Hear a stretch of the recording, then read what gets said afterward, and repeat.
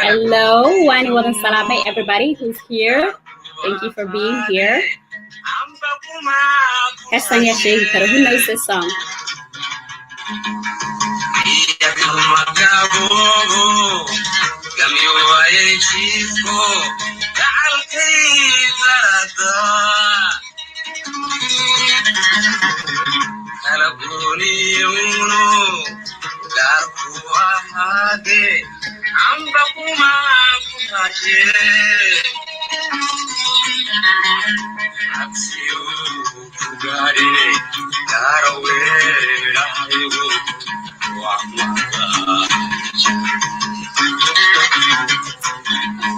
Oldie but goodie. How's everyone doing? How's everyone doing? How is everyone today? This wonderful Sunday afternoon. I was thinking that we could go ahead and actually share the video that I shared yesterday. And we can maybe watch it together a bit and see about this and what I was talking about. And maybe you can also tell me if you find it, problematic the way that I found it problematic. I thought it was pretty problematic,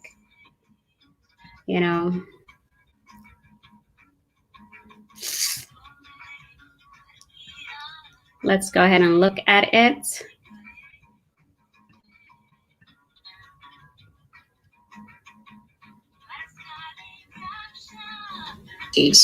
Okay. Hello. One moment. I am yet to figure out this sharing. So you share a screen.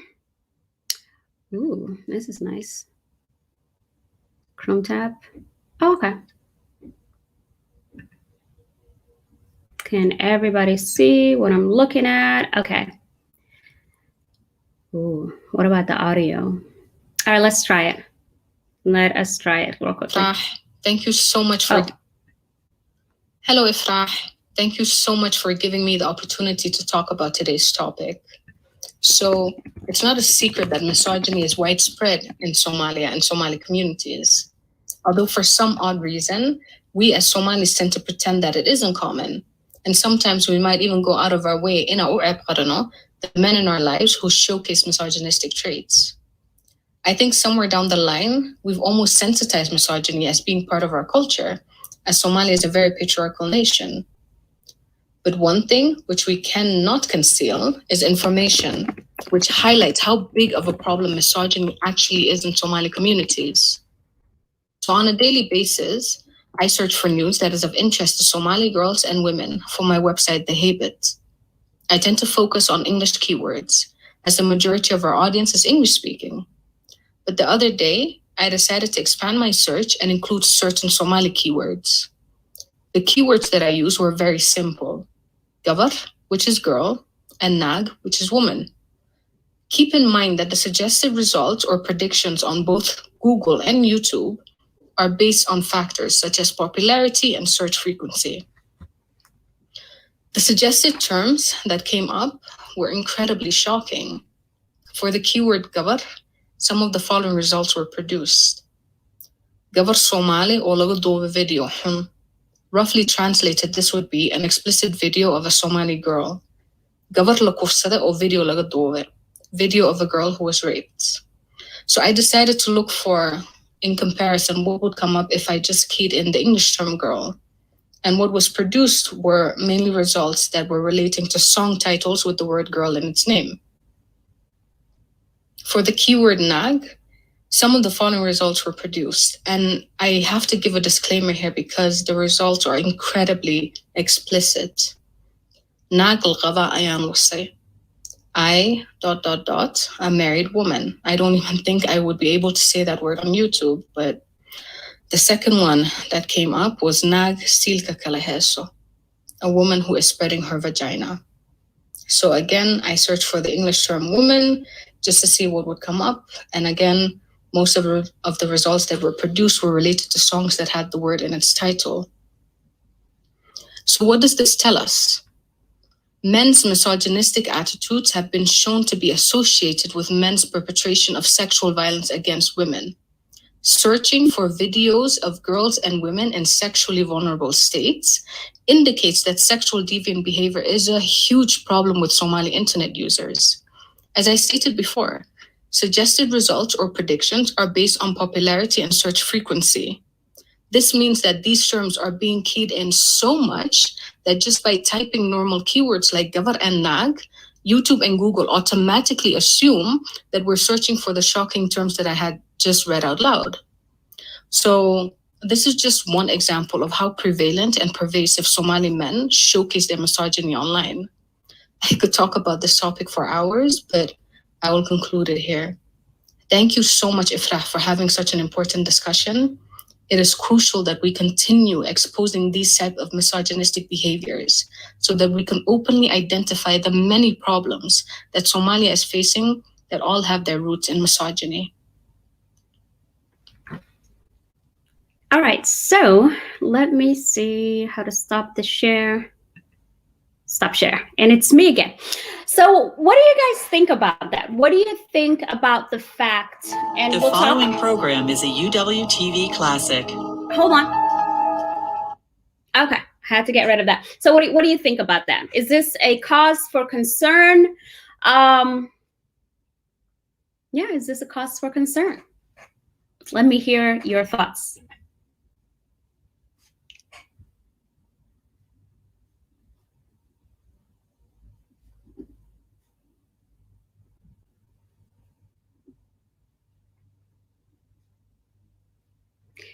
So I do think it's a cause for concern. Somebody had shared with me on actually my YouTube and saying, oh, YouTube wouldn't allow the English equivalent. Google wouldn't allow those suggestions in Western countries where many kids or children have free and easy access to internet. And it just so happens that the internet access in Somalia and in Africa is just as easy to access and just as available to young people, right? So then that leads me to think that, you know, YouTube, not YouTube particular, but like Western society then recognizes that this is a problem and that we should not have these things easily accessible on the internet where young people can view it. Is this a social issue then that the Somali government or Somalia government needs to take action on? And is this also kind of like linked to the fact that there are high rates of sexual assault, the high rates of sexual violence against women, and the absolute very minimal recourse that women have for real justice in Somali societies, in particularly in Somalia? All right, Deqa, thank you so much for your input here. Yes, it shows that to men, we are nothing but sex objects. That is definitely a very cause for concern. And, you know, we've been having a lot of kind of like media outrage, like online, and we've been talking about this for a while.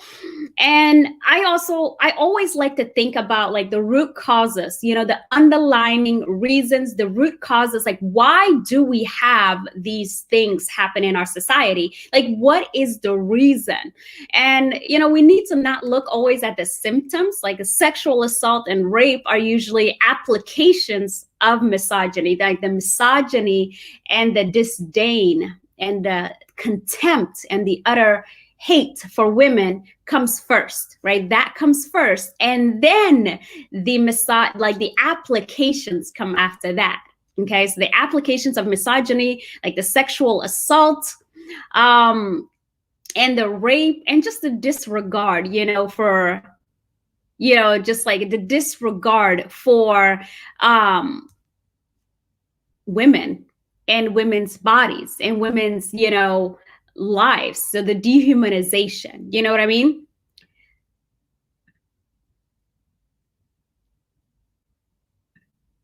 So the internet is the problem in Somalia. It's unfiltered. So whose role is this then to filter the internet? Like whose role is it? Whose job is it to filter the internet, to make sure that we don't have these kind of things like pervasive and prevalent, right? The amount of times that those topics have been searched just creates this suggestions like on Google and YouTube that the moment that you type gabar or naag, it assumes that you're looking for these things. So that means it has been searched so many times. Right? So when we have these outcry about rape and about sexual assault, and I think to myself, yeah, we have these outrage and we have, all of these problems, but where are the problems coming from? What is the root cause of this? And the root cause, is no other reason than hate for women. And we have this like social problem. What are we going to do? These men, presumably, right? Men, right? Majority of the sexual acts of violence against women are committed by men, are being raised by women, right? So it just also kind of, we have to think about the psychology, of the people. Like we have to think about the psychology. We have to think about the outside culture, not just the individual psychology, the psychology of a society, like a social psychology.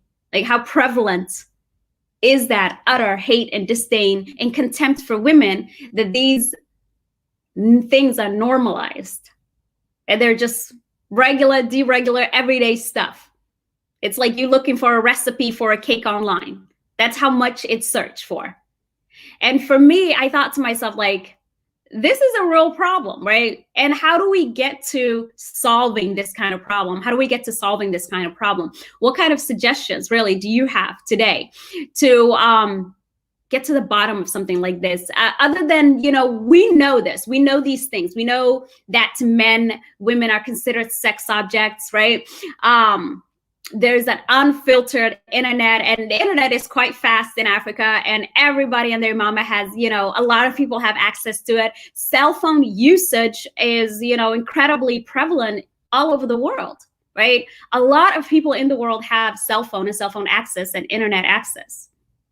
So this kind of like, it facilitates, more engaging online with fellow like-minded people. So there's that one good aspect. And then the bad aspect is people who are not very nice and who do terrible things or have misogynistic attitudes are also able to convene and congregate with their like-minded people. Hello, Noel. How's it going? It's just so depressing, Noel. It's just very depressing. It's like the same kind of issues constantly. And I get very, very like kind of like tired. Somebody was telling me here in the comments, pick another topic. But why on earth would I pick another topic? The other day we were in a Clubhouse conversation. Clubhouse is like this new social media app. And it was basically talking about,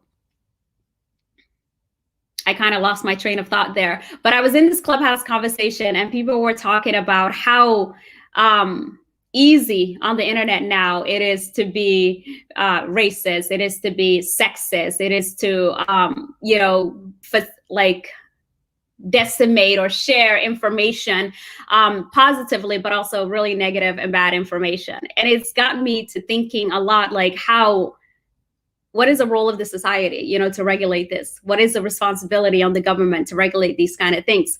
Because we do need like these limits. Like we know that everybody has to have limits and freedom has to have limits, right? Because if we don't, then we're in a complete state of anarchy and we can't live together in peace, right? We're already struggling really, really much with that.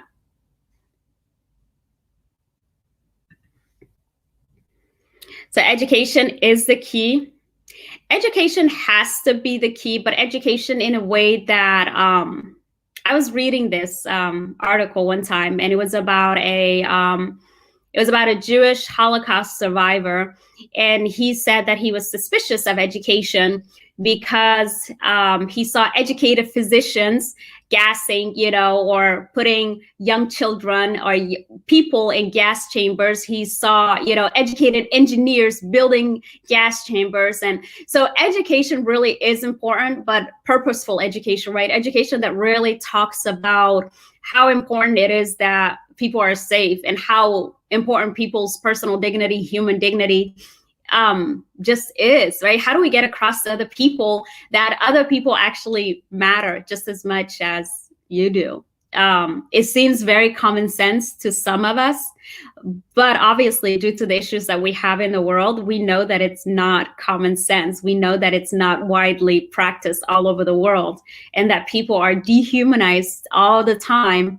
Dehumanization comes first, and then all of the acts, you know, atrocious acts against human beings come second. And the dehumanization just always starts with just thinking, you know, that this person just doesn't matter as much as you do, right? They're not worthy of life as you do. They're not worthy of education. They're not worthy of progress. They're not worthy of having access to public spaces, which like even culturally, like we have this idea that women shouldn't be in public spaces, right? Women should be in their homes, or like we should be confined to our homes, and that's what's honorable for us. I was watching this video yesterday of these Somali moms collecting like valuable stones or something from like the ocean, and they use it to make jewelry, and they sell that jewelry to make a living. And the comment that the gentleman who posted that video said was, you hear like these men, misogynists, a lot of times say to women,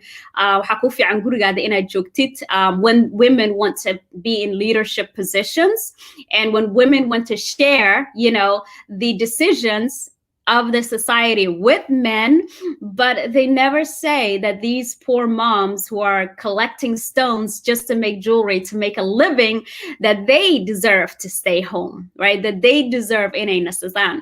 So there's like this double standard, obviously, right? This double standard. And I was talking about like that access to public space, and I find that that's a lot of times where it starts, not having access to public space, being hyper visible, because we know Somali moms are the backbone of Somali society abroad and in the motherland, and being hyper visible and selling, tea and cookies and making food and just to support their kids and, you know, doing what is necessary.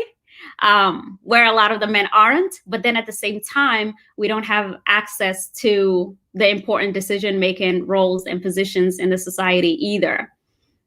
So it's all about like being valued as a human being, being valued, having access to public space, and the kind of rhetoric and narratives like in our society, even anywhere, to be honest, but especially the narrative in our community is that women shouldn't be seen, and we should be, you know, indoors, and we shouldn't be out there. And there's names for women who are out and about.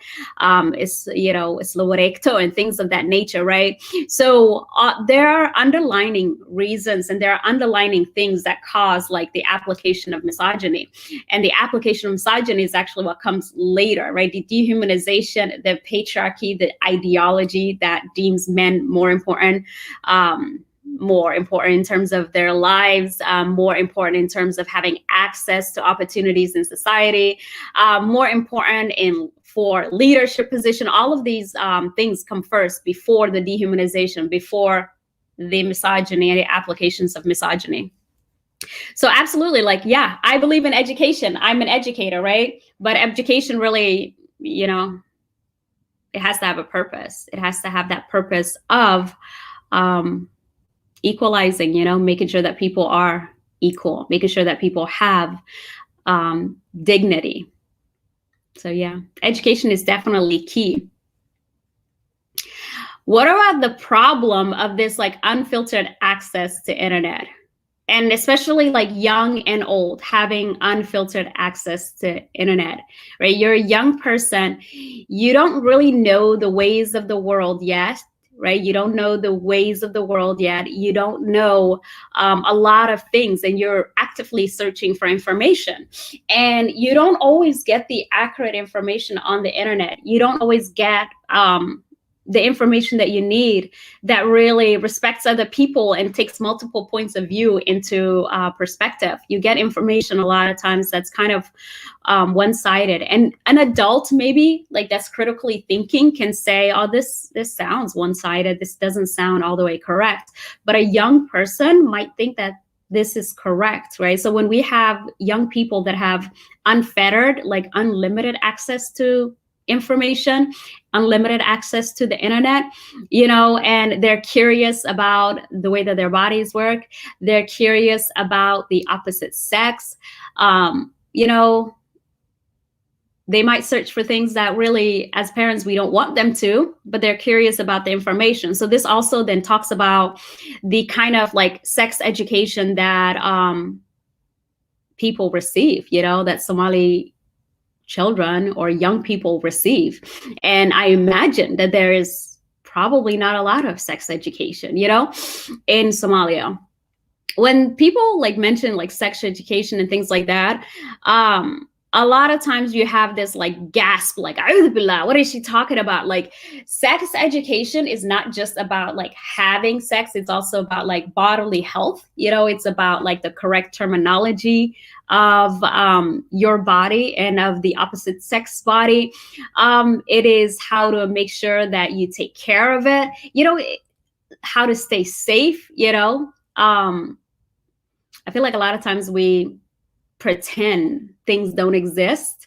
And then I think we get these very negative responses to like the lack of information. For me personally, like those searches, so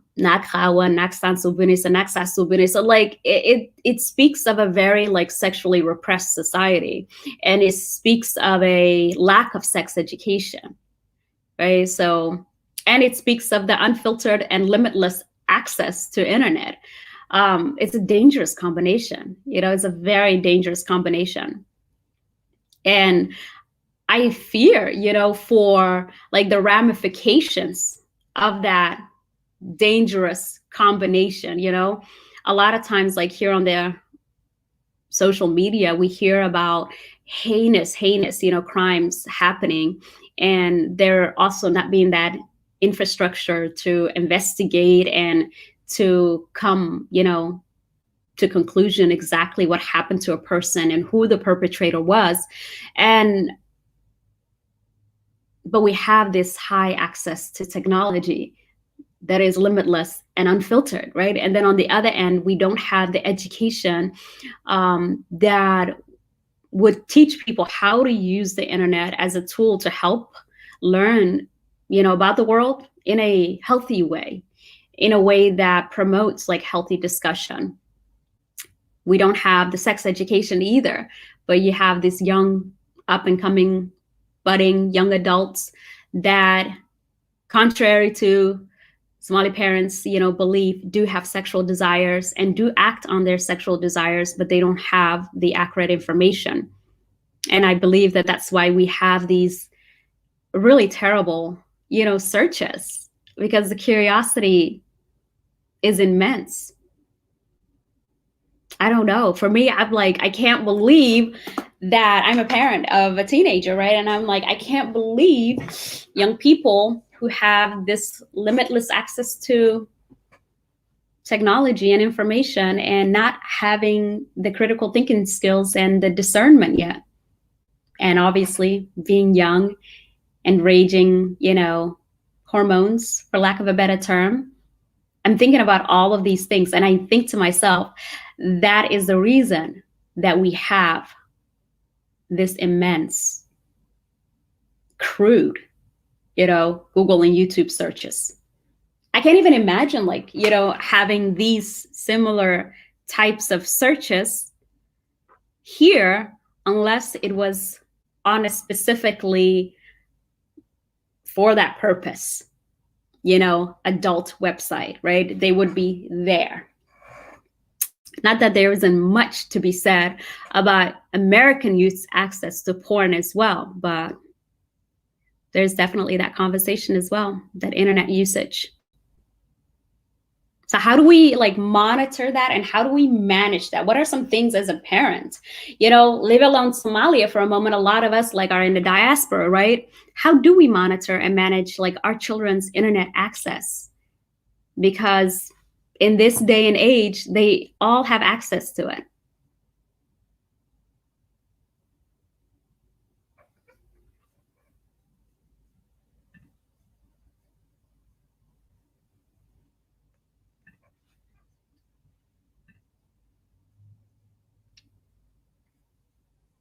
I feel like we need a quick music break so I can gather my thoughts too.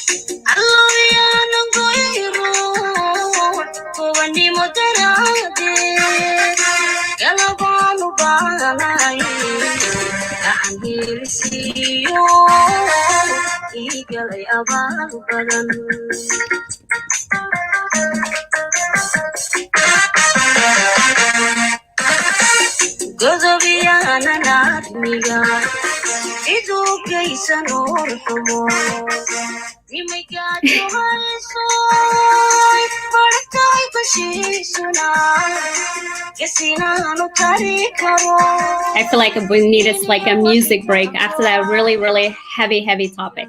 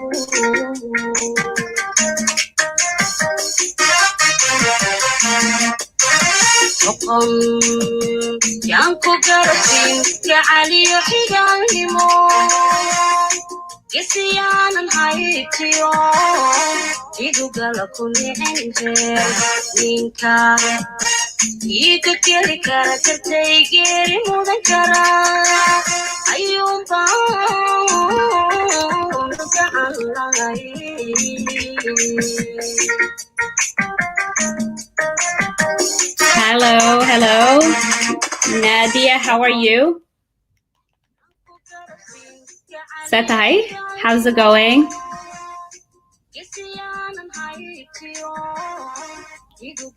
So today's topic was about misogyny.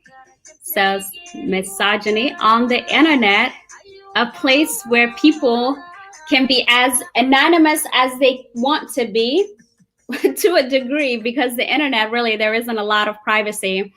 There isn't a lot of privacy, right? So if, let's say, the authorities wanted to find out who you are, then they could find it. But there is like a degree of anonymity, and that degree of anonymity really brings out the worst in people. I'm okay by it. Thank you very much. Other than Jahwarer, I also like to do this live and talk about, the issues that we have in our communities. I'm also an educator. I teach science. I am a science teacher. So I do miss Jahwarer too. It's been a while. Because of COVID-19 and everything, we've had to take a break, right? So we've had to take a break from that. So, and inshallah, we will be back after coronavirus. And, we can go back to also entertaining, because I do love entertaining. I do love Jahwarer. And I also love, talking about social issues in our communities and in the community that I live in, right? So the United States is not short of its own social issues, right? So right now, we have the coronavirus pandemic. We had heard not too long ago that we had an opportunity to get first dibs on the vaccine, but then the current administration passed on it. And then there was a lot of money spent on a drone, money that was supposed to go to masks and PPEs and things like that. So yeah, there's issues obviously all over the world, different types of issues, depending on, the type of moral dilemmas, a society is grappling with, right? So what are the moral dilemmas, as Somalis that we're grappling with? And so that was the topic for today. The moral dilemma of misogyny, just basically being very pervasive and prevalent on the internet because of that access and because of that degree of anonymity on the internet. And we have trolls everywhere in the world, but we also have to think about how common is the mentality in the wider society, right? So yeah, we have trolls all over the world. So for example, in the United States, if we have like racist trolls, then we can, or even sexist trolls, we know that even in the mainstream society, we have racism and we have sexism. I find though that sometimes, like in our society, in the Somali society, we deny these things. We say that these things don't exist, right? And we just try to kind of have this uproar and backlash when these really heinous crimes happen, of rape and sexual assault. But when we have an opportunity to analyze and interrogate the cultural practices or cultural norms, the norms are embedded in our interactions with each other, in our language, the norms are there. And we can interrogate them and we can investigate them, right? And we can't say like, although this may have been part of our culture for so long, it doesn't really seem very humane. It doesn't seem right. We should probably, discard it, right? Some of the language that we have, or some of them, let's say mama or sayings, or some of just the cultural norms, in a discussion, actually, been really active on Clubhouse lately. And we were having a discussion the other day about whether Somali Hoyas raise their daughters but love their sons. So the discussion was titled Somali Hoyas raise their daughters but love their sons, about that sense of accountability. And I find that the sense of accountability, of personal responsibility, the bar is just constantly lowered. For men and for boys is just constantly lowered. And these things, have great ramifications for our society. When we lower the bar and when we don't talk about boundaries and we don't give our children real education and have very uncomfortable conversations about consent and about boundaries and about bodily autonomy and about sexual health and sex education, then, we are sending them out into the world for the internet to educate them. For trolls, for sexist trolls on the internet to educate them, right? And I think that lack of accurate information and how fast misinformation travels is a really dangerous combination. I think we really need to grapple with the age of information, and that countering misinformation is something that we really need to actively work on, like as parents.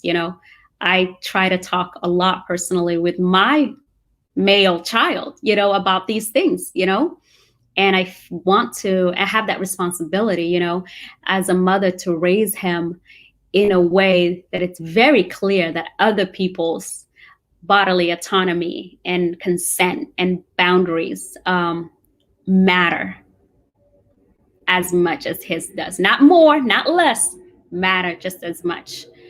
And that lack of knowledge is not an excuse.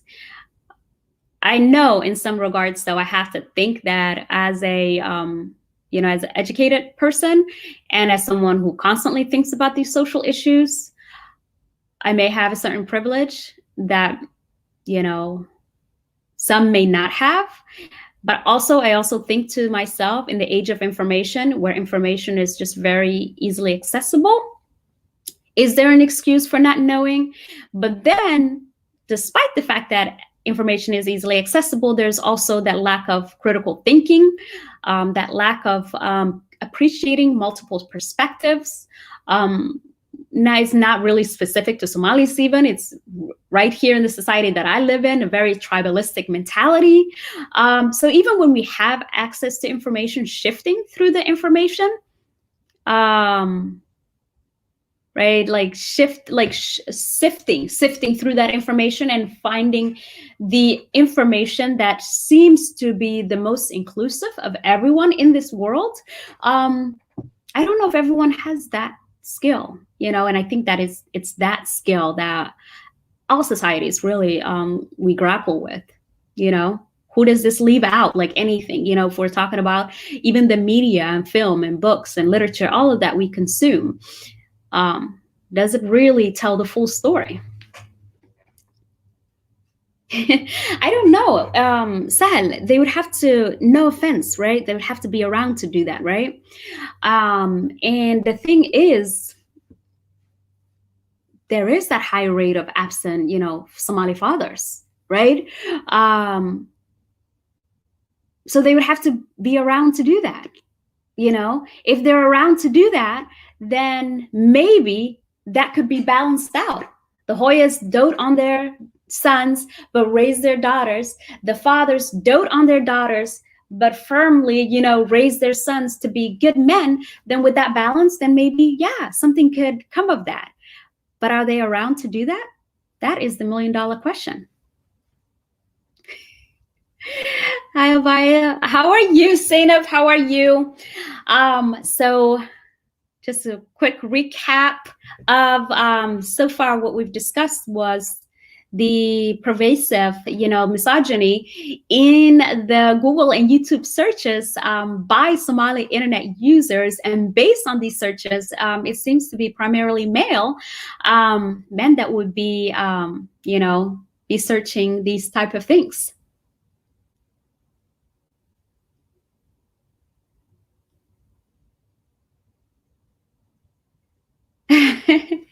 All right. Somebody said, I'm ready to marry you. I'm sorry, but no. Thank you, though, for the offer. Okay. So, Zainab, how's it going? What's been happening?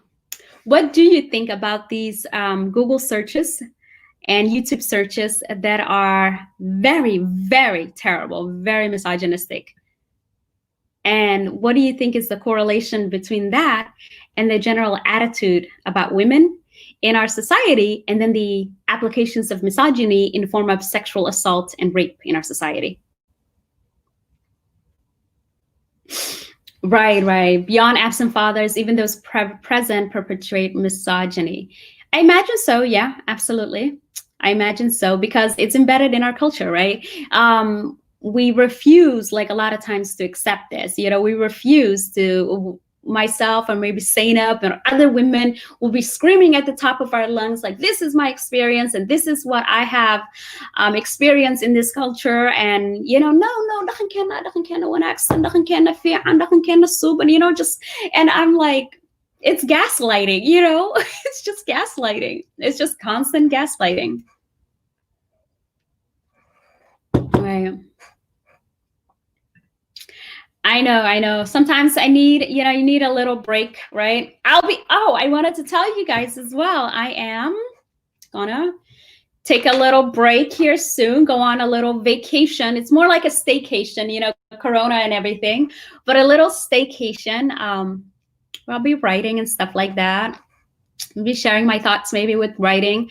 But for like 2 weeks, so the 2 weeks that I left in the month, so what is left in the month? So 20th and the 27th, I'll be back on the 3rd of January, and hopefully, making some changes for the new year, setting realigning my spirit, setting some goals for 2021, writing, doing a lot of reflective journaling, figuring out what I'd like to do next. I'll still probably do the show next year as well, because I love having discussions about important issues in our society, in our communities, because if we don't talk about the issue, then we were not going to be able to find any, solutions. Right. So, and, what shall we do, Zainab? Do you like the reflective journaling?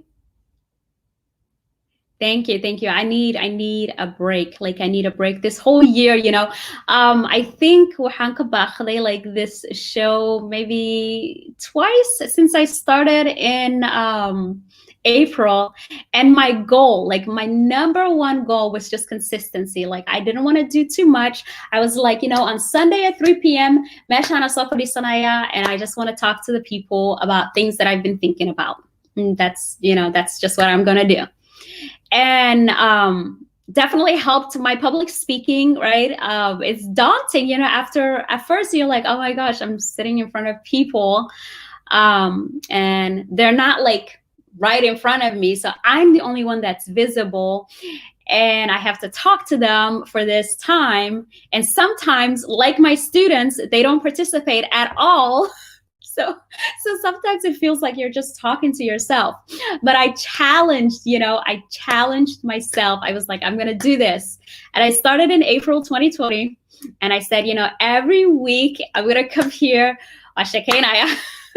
and I'm going to talk about whatever is on my mind. And I'm going to, invite some guests and see if they can talk about the work that they do.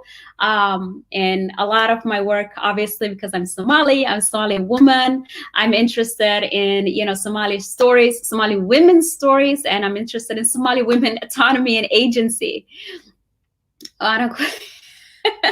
So that's what I'm here. I'm here for Somali women. I'm rooting for Somali women. Like, that's my tagline. I'm rooting for Somali women.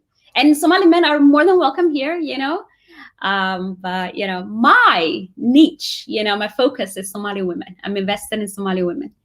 Okay, talking about realigning our spirit, setting goals, self-care. Yes, absolutely. Like, that is a topic that we need to discuss, and it will be really great. Absolutely. I'll do some homework.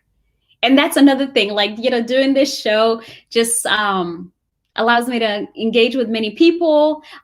Being on social media allows me to engage with many people, allows me to see things from a lot of perspectives.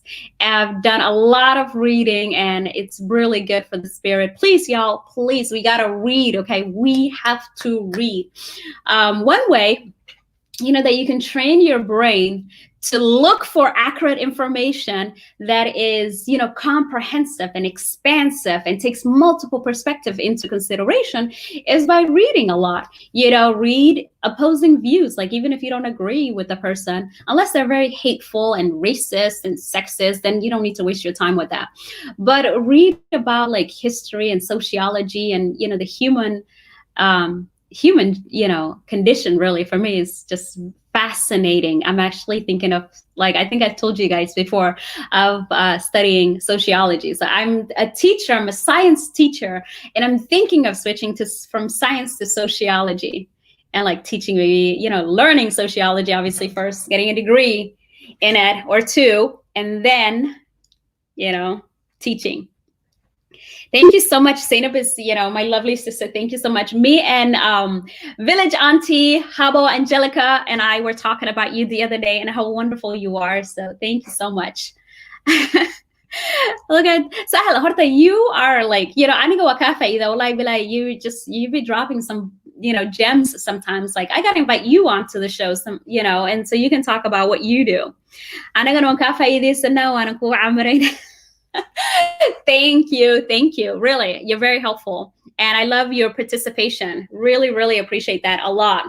And I feel like I learned a lot from you too. Like, you just, you be teaching stuff too. You be dropping knowledge.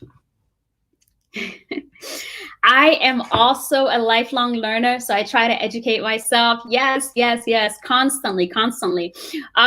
Really, there isn't enough human lifespan to learn everything in this world. Like, the amount of knowledge that's in this world, like, there isn't enough human lifespan, which makes me upset. I only wish I could live longer so I could learn more. That's it, and to experience more, right? But I feel like we have a duty really to learn as much as we can, especially about the other people that we live with in this world, to find common ground. I feel like a lot of problems that we have is a lack of understanding and lack of, like, bridging, like, what do you call it? Like, making bridges, a lot of that. Thank you today. I tried. I was like, let me put my dira on. I feel like, like I want to just put on a dira today. Right? Yes, she's amazing. And she was dropping some knowledge and she was making me blush. I was like, I thought I knew something, but I realized, like, Zainab, because, like, we're from, like, a very, like, I'm sorry, it is what it is. We are from a very sexually repressive society. And as much as I was like, I'm progressive, I'm an educated woman. I was like, I feel like a modern woman. Like, I was like blushing, Zainab, I was like, there's one of the things that we talk about, I was like, how did I get to this point? Like, I have a child, like, but it's because of the society that, we are a part of, that, female pleasure is not a thing, you know what I mean? And it's considered app, right? We love our app culture, right? Shushing everything down. But who does that benefit? Like, Village Auntie was saying, like, who does your lack of knowledge about yourself and about your body, and about, like, all of that information, you not having that knowledge, like, who does that benefit? And the way that she phrased that question for me, I thought about it. I was like, who does that benefit, right? So then we have this very male-centered society that everything is for the men. Like, even, like, religiously speaking, a lot of the, interpretations are from a male perspective or male-centered. So, and that's something that we need to, like, reckon with and acknowledge, right? And a lot of this unlearning, really, that we have to do, because we're conditioned along the way, by various forces, and some of them don't mean maybe ill, but some of them definitely mean ill will, right? Who does it benefit from me not to stand in my power as a woman, right? Who does it benefit for me not to stand in my power as a Black woman, right? So yeah, we have to have these, like, I guess, conversations, and we have to, like, have these, like, moments of realization and awareness. Like, who does this benefit? Who does it benefit for me to shrink myself and be small? I've been thinking about that a lot, as you can imagine. And I growing up, goodness, thank God, alhamdulillah, for age, right? I'm 34. I turned 34 about 2 weeks ago. Alhamdulillah for getting older and having more knowledge and wisdom and experience, and alhamdulillah for therapy, because, oh my gosh, the amount of unlearning and unpacking that I've had to do, is a lot. And there's so much more that I have to do, but I'm so glad that I'm here, right? I don't even know if I was here when I first turned 30. When I first turned 30, I was like, dipping my toes in the water, like in my power, you know what I mean? Like, do I have the right to say this? Or can I voice my opinions on this or on that, right? There's a lot of shutting people down, and it's very purposeful. And the reason it's purposeful is because it keeps the status quo the way it is, and it keeps certain groups in a powerful position, right? And it's all about power. Sahal said, it's great to hear that you're welcome. Just what we hear is feminists is angry, don't like the men, but like you is kind of different. And I would like to listen to what Somali women says about Farah and Somali. I have to recognize, Sahal, that we don't live in a vacuum. Like we are like the experiences that we have and the associations that we formed along the way. I do believe at some point we can't blame our upbringing, or we can't blame like the norms in our society. At some point we have to grow out of that. And we have to say, like, I need to learn for myself. Like, okay, I didn't get it when I was young, and I'm still not getting it from the society that I live in that has certain like social norms. I feel like we have to interrogate our culture, interrogate the way the world is, like the world order right now. Like, we constantly have to interrogate it, and we have to look at who is disenfranchised, like who's made powerless by the way that the world is right now. I feel like we have a sense of responsibility to do that. And we are not we're not a monolith, obviously. Like, we're not one-dimensional. We're human beings, so we're multidimensional already. We're multifaceted. I don't want to say like I blame like Somali men for like some of the misogynistic like beliefs and cultural norms like in our society, but I do blame them if they act on it. As a grown man, I feel like it is, you have to do your due diligence. You have to unlearn. You have to, get to a point where you can have, I had to do a lot of unlearning. Like, I was like, I would say very angry a lot of times by things that were done to me in the name of culture and in the name of religion. And it really like formed a lot of negative associations in my, my mind. And I was traumatized by it all. So I was angry, and I felt justified in my anger. But at some point I had to realize, like, I was hurting other people with the things that I was doing and the things I was saying. And it wasn't true for everybody, right? I had a experience, and maybe my experience is shared by others, but I have to recognize that other people have maybe positive experience, right? So my singular experience wasn't everybody's experience, and I didn't have a right to, like, I guess, generalize. So I had to do unlearning, and I had to approach things from a different way so that I could have functional relationships with other people, good relationships, harmonious relationships with other people, and still have like my own personal dignity as a human being.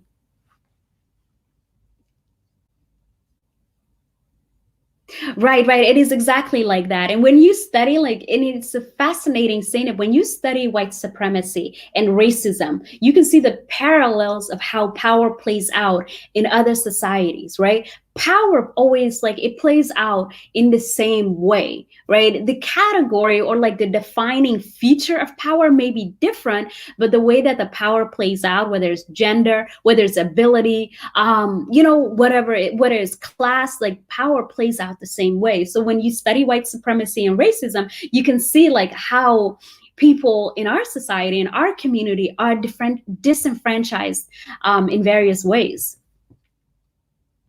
We do need to learn about systemic oppression. We do have systemic oppression within our own communities. Like, we ignore that. We ignore that we have systemic oppression.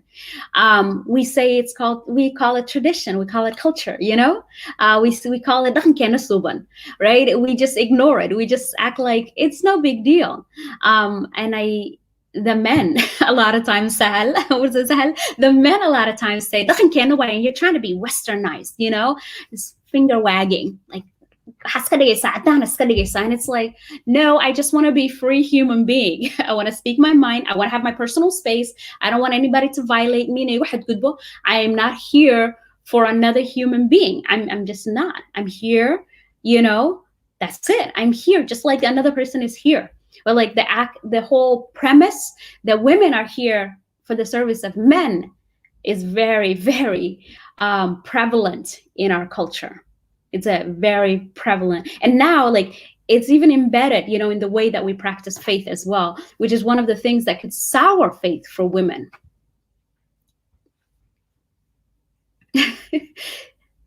Absolutely. And I am angry. Like, I feel like I would like to say at the right people. And I listen to from other people and learn from other people's perspectives and experiences.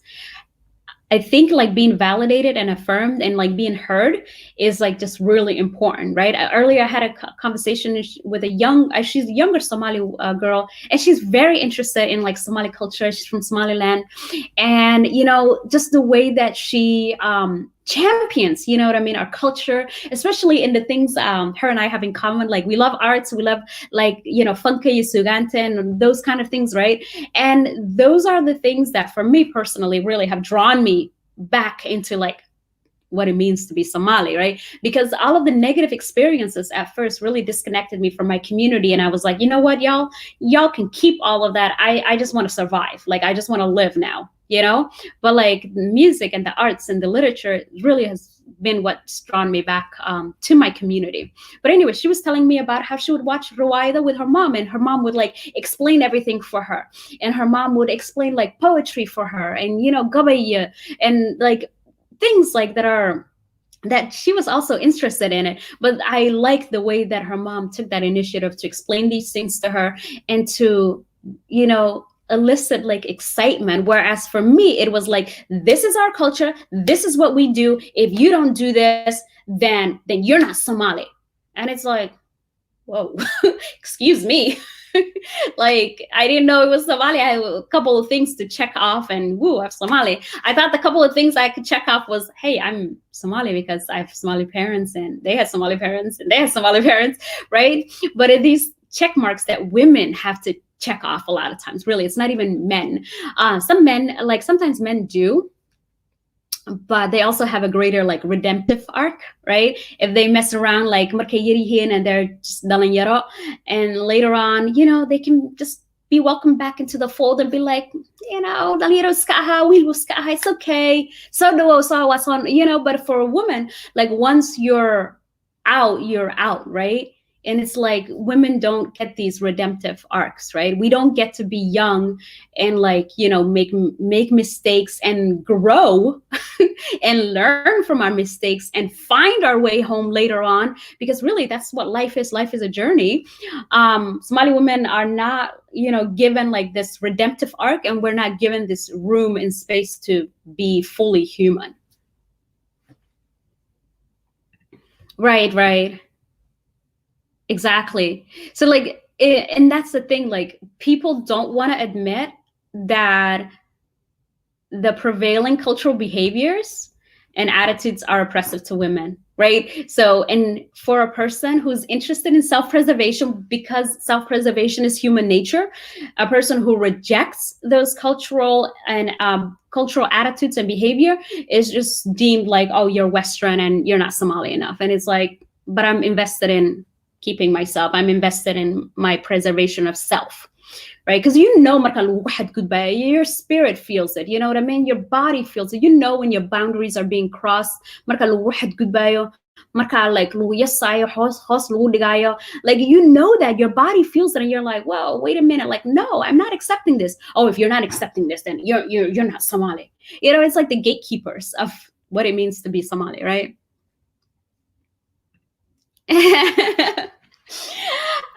I did. I spent like many years away from, you know, biblical. I really did. I was like, I just want to survive this world, and I just, you know, if this is what it means to be Somali, then, you know, I guess whatever, right?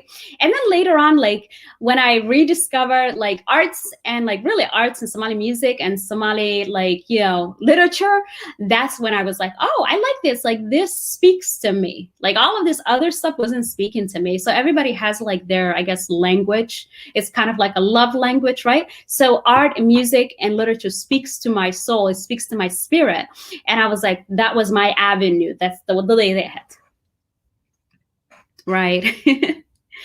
Thank you. And I learned a lot from you, Zainab, to not let the bigoted and ignorant define what it is to be Somali. Sometimes they can be so loud that they drown out the reasonable people. But I really like, one of the things I like about social media and the internet is meeting so many awesome, Somalis that have, that are diverse and really show the plurality of like our culture and people, because they really try to ram down my throat like this is one way of being Somali, and if this is not what you fit, especially as a Somali woman, if you don't dress like this and you don't do this and you don't do that, then you're not Somali, and it's like it's very rigid way of being Somali, and I'm just not like that. Like personally, as a different things I guess work for some different people, right? A lot of people, like I was talking to another gentleman about this, and he was telling me like a lot of people just kind of like assimilate because they get like and this is how the culture is. And some people, their soul and their spirit just doesn't allow that. And for me, like, well, I couldn't allow it. Like it was like if I allowed this, then I would be losing my sense of self. So I was in this internal battle, like constantly internal and external battle of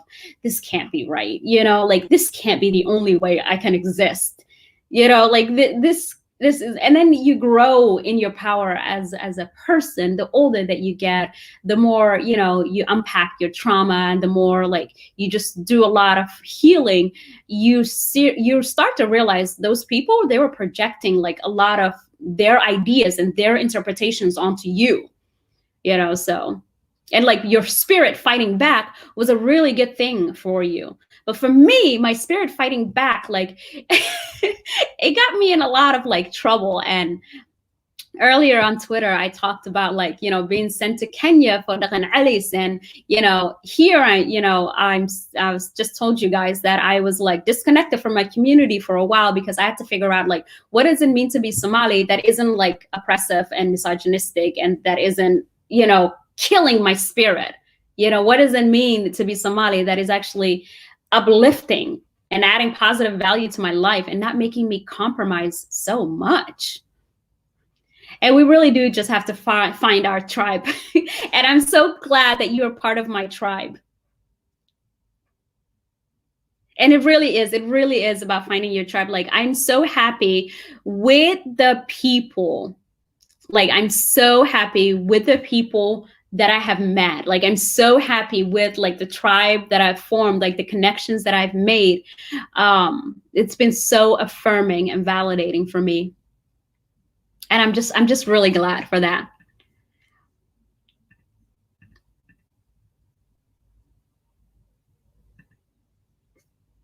Isn't me.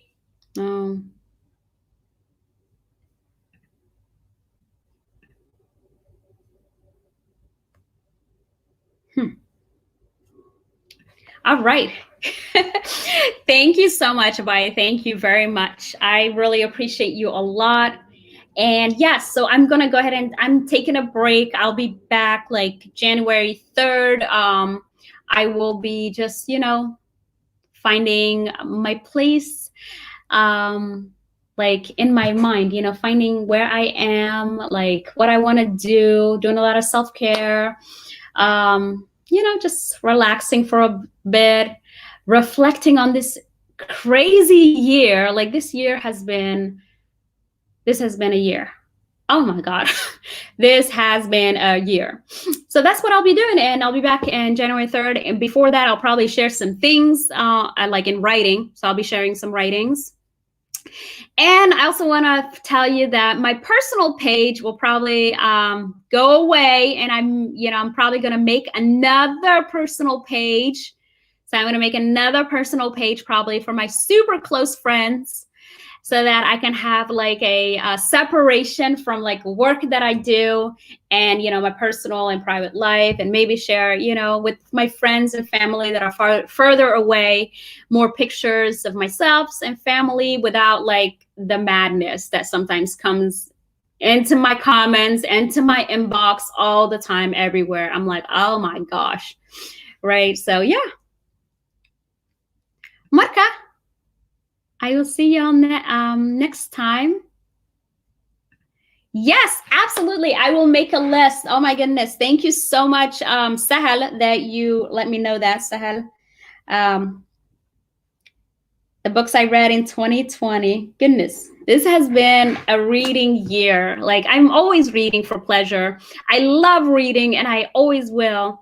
But this year, like, I feel like I amped up the reading. Like, I read a lot. And I wrote a lot. Like, I haven't published a lot, but I wrote a lot. So hopefully I'll share that here in the near future, inshallah. And yeah, it's been such a great year. I'm working on right now Traveling While Black. So I'm going to finish that, inshallah, before the year is done. And I'm also working on The Dead Are Rising. So Harta Zainab, I think you will appreciate this book, because it is about our brother Malcolm. Woo! Bad things have happened. My computer dropped because it was on my computer. But this is the book, The Dead Are Arising. And I think I shared it last time, saying it, but I don't think you were there. So I want to share with you again. The Dead Are Arising is about the life of Malcolm X. And, you know, I'm almost done. I'm almost done with Traveling While Black. And I'm hoping that with my 2-week break from doing like social media, that I'll probably finish this one too, inshallah. If not, I will, share more. Yes. So Al-Hajj, I'll be reading. I'm on like chapter 3 right now. Wallahi, it's a good read, but it's a hard read, you know, because I mean, Malcolm and like his parents and, you know, his parents, like in the beginning, it talks about his parents, like really dealt with some things because of white supremacy and racism. And it's such a difficult like thing to get through, like to read. And you're like, I'm not even experiencing this. Like, I haven't experienced it to this degree.